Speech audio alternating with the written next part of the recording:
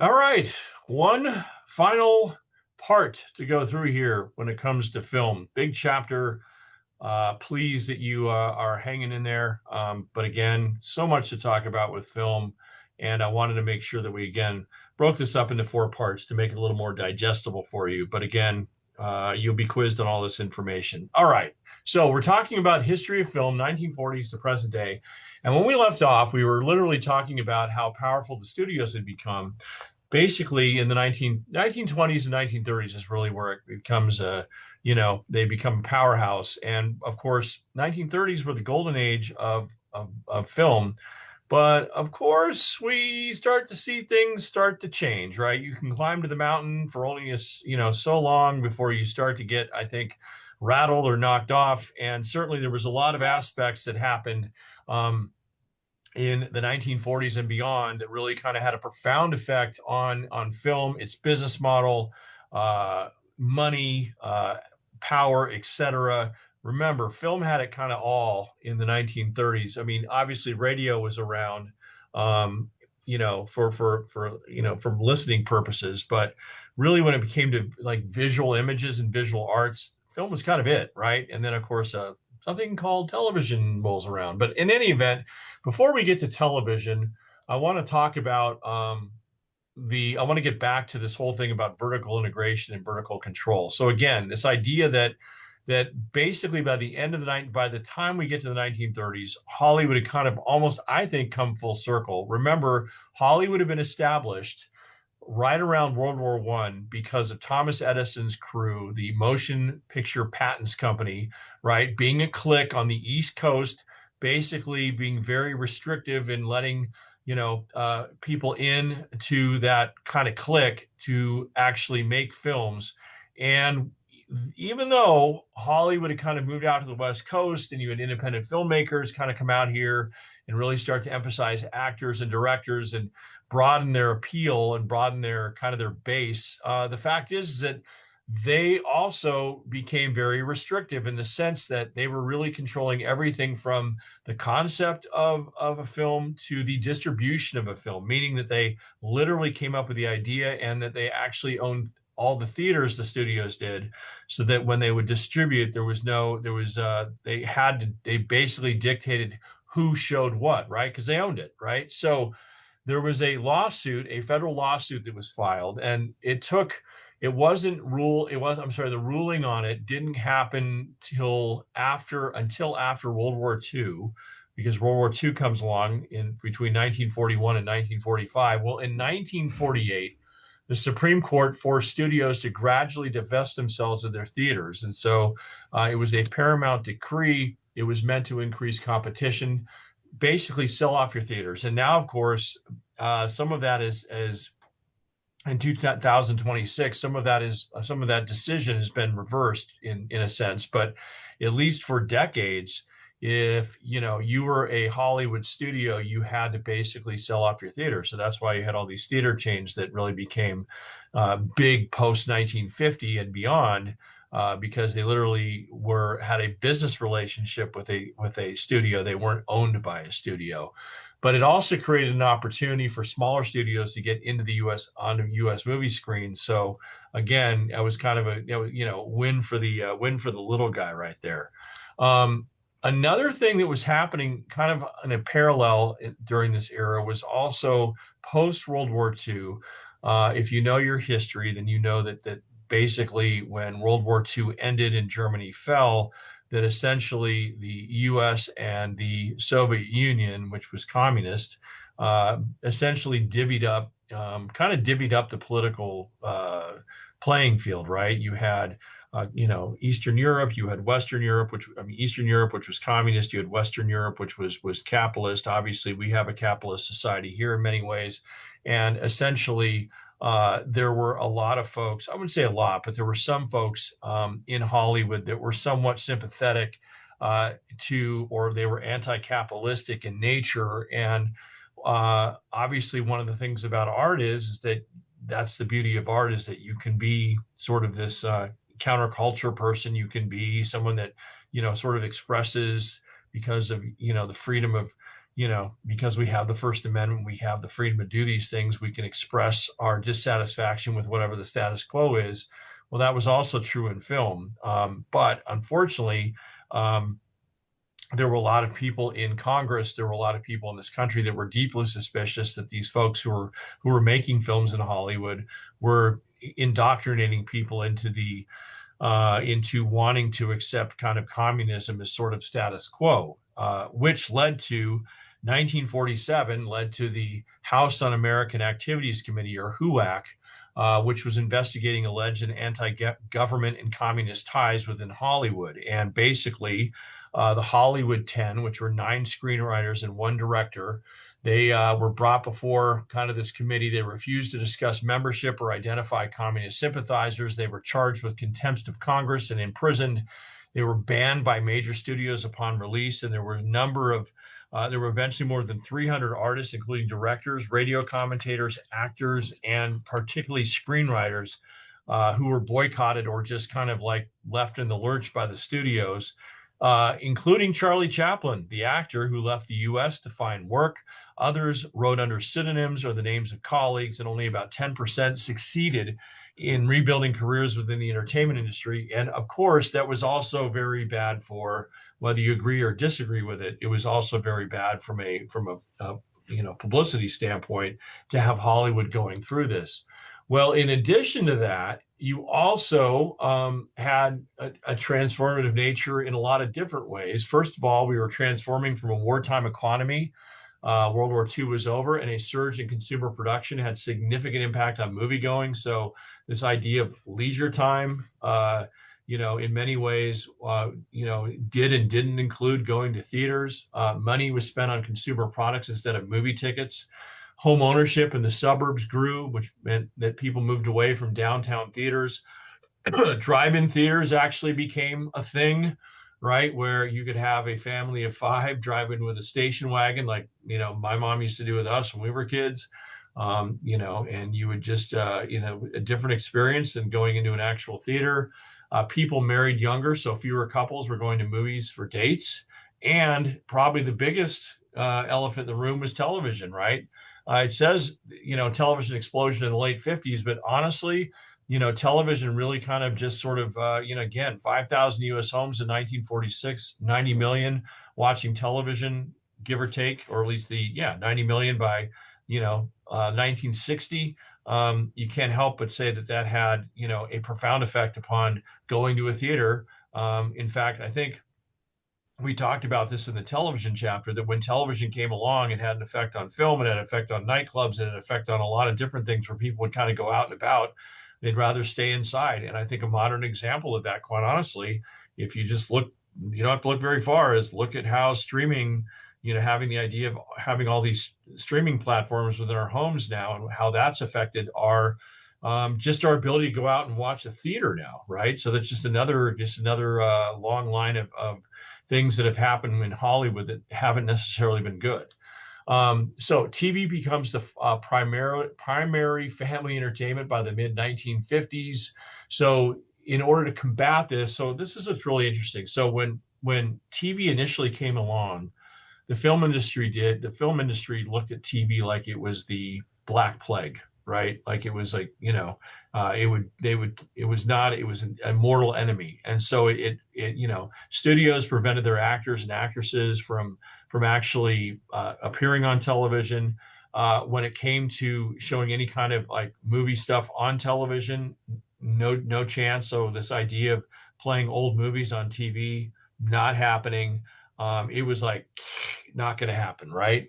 And on the other side, the movie industry tried to basically sort of take what we call the high ground, meaning if television was kind of sort of for the common man, movies were meant to be more for the elite and for the educated. And so you start to see this reflected in sort of the narrative, the rise of the film noir, a term used to describe a type of Hollywood thriller or crime drama that features fantastic characters, sexual overtones, dark, moody lighting. It tackled larger social problems. It made these big, glorious films that 3 hours that were just, very much antithetical to television, which at that point, again, it started in these 15-minute increments and shows, and then eventually 30 minutes and eventually 60 minutes, but much different than how you could sit down and watch a film. And tried Cinerama, CinemaScope, VistaVision, this idea of like widescreen, widescreen film, high resolution film, 3D, Panavision, all these like terms you may have heard of, all kind of first came along in the 1950s. And the crazy thing is, none of it worked because people just kept watching television. So by the 1960s, studios lose more power, and in fact, lose so much power. In fact, they start to actually have to lay off some close, some have to lay off employees, directors, actors, actresses, below the line people, above the line people. And a lot of these folks moved to a couple of different arenas. Some moved to TV, some independent, obviously the rise of the independent production or producer definitely happened during the 1960s. We start to see when we start talking about commercials, near the end of the semester, some of these folks got into commercial production, films. You start to see studios start to sell their old films to, television networks for another source of revenue. It was really an interesting time if you were in the film industry in the 1960s, and there was a lot of change. By the end of the 1960s, roughly 80% of all American films were independent productions. And here's the interesting part from I guess you could say from a aesthetic standpoint, from a narrative standpoint, films still, though, I think, completely outmaneuvered television when it came to narrative. So real quickly, remember, 1960s was a very, very turbulent decade. And I would say that we're probably making a good play in, when history looks back and sees us right now in 2026 and this whole thing with our politics and, geopolitical nature of things, that it's probably going to be, we're probably not going to be looked on as being very quiet. Same thing you could say about the 1960s. You had a presidential assassination in 1963. John F. Kennedy's brother was shot and killed in 68. Martin Luther King was shot and killed in 68. You had race riots. You had riots at a political convention in 1968. The Vietnam War was happening. We were getting involved further and further in the Vietnam War in the 1960s. And so television's response to that was to be very vanilla, right? So if you look at how television sort of put stuff on air, it was very safe still. It was very much geared toward a general audience. And so, maybe the most risque thing that was made on television in the 1960s was Star Trek. And I can't even say that was risque, but film was different. Film had all sorts of different, genres and stories and story types. And to the point where one of the more interesting films that I wanted to highlight here was something called The Wild Bunch. And this is interesting because it connects to, and one thing that film's always been good at, just like books have been good at, is it connects to how we feel or how things are going at that moment in time. There's a lot of cultural connection to storytelling when you talk about narrative, film, books, etc. And so during this time was the Vietnam War. And one thing that we'll talk about in journalism is this was the rise of broadcast news. Broadcast news really came along in the 1960s, and the idea of bringing actual images, like moving images of things that were happening around the world, around the US in real time into our homes in the 1960s. And one of those that was being brought in on a regular basis was what was happening in Vietnam. And so if you had your TV on news during the 1960s, particularly from like 65 on, a lot of the nightly news was dominated by coverage of the Vietnam War and all of its violence and warlike stories, right? So Sam Peckinpah, who basically put together The Wild Bunch, basically put together a gritty, violent, revisionist Western about aging outlaws in 1913 Texas trying to survive in a modernizing world. After a botched robbery, Pike Bishop, that's the character, played by William Holden, leads his gang to Mexico for one last job selling weapons to a ruthless dictator. leading to a massive, iconic final showdown. And I want you to see this scene because, and hopefully it doesn't get taken down. Um, it's basically you have good guys and bad guys. Well, those lines are blurred when it comes to Wild Bunch, and it very much reflects what was happening in the 1960s. Who was good? Who was bad? Were we the good guys being in Vietnam? Or were the bad guys being in Vietnam? Right? So anyway, here is a scene from Wild Bunch, and of course, now when we see it, it'll make I want to relate it to stuff because this was very much over the top. So apparently I cannot show you the scene from Wild Bunch, at least as part of this lecture. So go ahead and click on the link that I sent you that you can find in the weekly tasks. It'll be listed at the bottom so that you make sure and watch the Wild Bunch. All right. But no, in all reality, an absolutely violent ending to a Western in the late 60s. And interestingly enough, Sam Peckinpah didn't do it to glorify violence. I wanted to save that part for now. He actually did it because because of the fact that Americans were so used to seeing this stuff come into their homes every night from Vietnam and whatnot, that he wanted to cleanse the American public of their urge to watch violence and thought that this would do it. And it did not. In fact, it did just the opposite. It pretty much plowed the road for other movies to come along that of course I think glorify violence. And one could say that if you watched Heat, that classic Michael Mann film with Robert De Niro and Al Pacino back in I want to say, was that 95 or 96 or 97, whenever that was made. Heat was a great example of that. And of course, in the more modern time frame, look what some of those popular films are. The John Wick series. What's the body count on John Wick? Or something I just watched the other night on Netflix called Nobody 2 with Bob Odenkirk. I also saw Nobody 1. Funny, campy, but man, the body count is extraordinary. So, interestingly enough, the Wild Bunch really kind of made with the is the protagonist the antagonist? Is the antagonist the protagonist? You saw that at one point William Holden, say the B word and then shoot the woman in the chest. I mean, that was something that was not, you would normally see in a film, 60 years ago or 50 years ago. And so, yeah, interesting film. Anyway, called Wild Bunch. I recommend it if you want to watch it. All right, 1970s. Studios merged or were bought out by bigger companies. The Supreme Court loosened controls on content. Maybe you could say, in a sense, part of that was from the Wild Bunch. It might have been Butch Cassidy and the Sundance Kid. It may have been The Graduate. There was all sorts of films that kind of pushed the needle.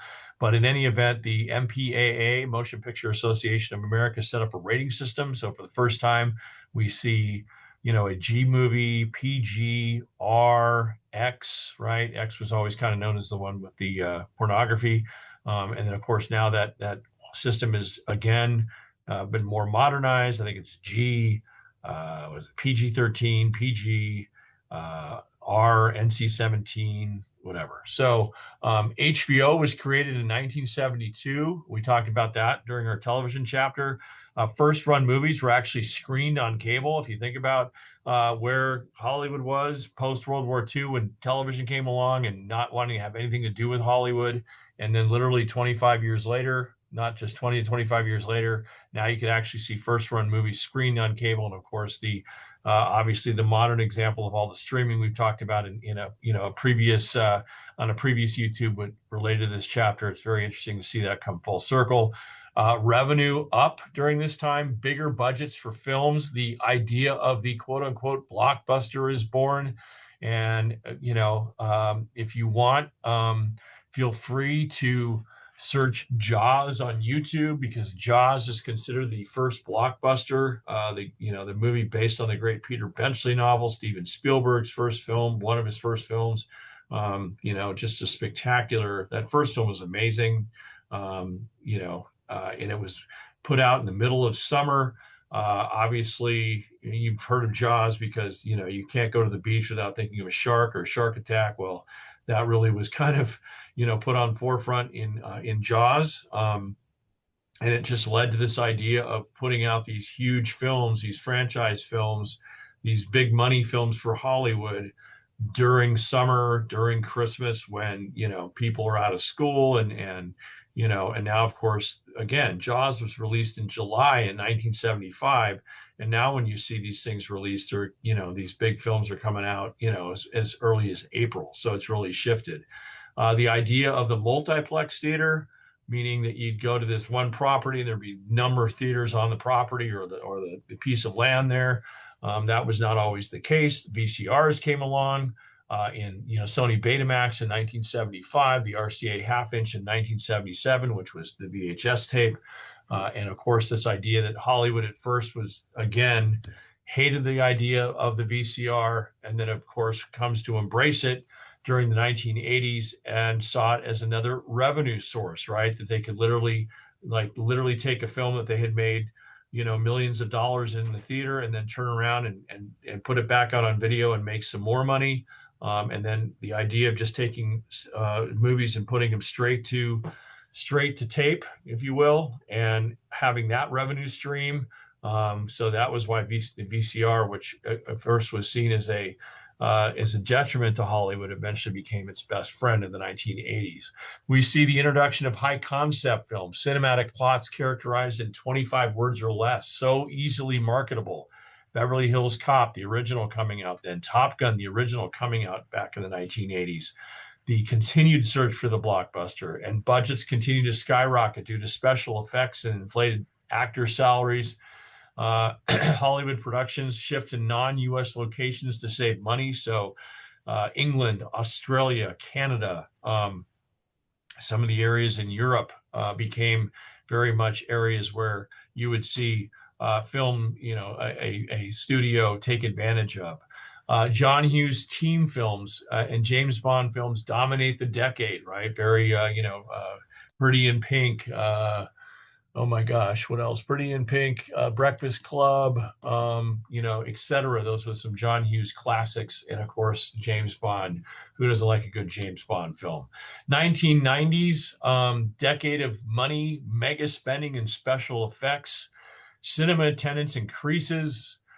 You have high cost demanding stars, Tom Cruise, Sylvester Stallone, Mel Gibson, Julia Roberts, all really making their hay in many ways during this decade. The first DVDs emerge as part of the digital age. So we start to see the DVD come along. The Blair Witch Project, really interesting. If you want to do some research on that, always fun.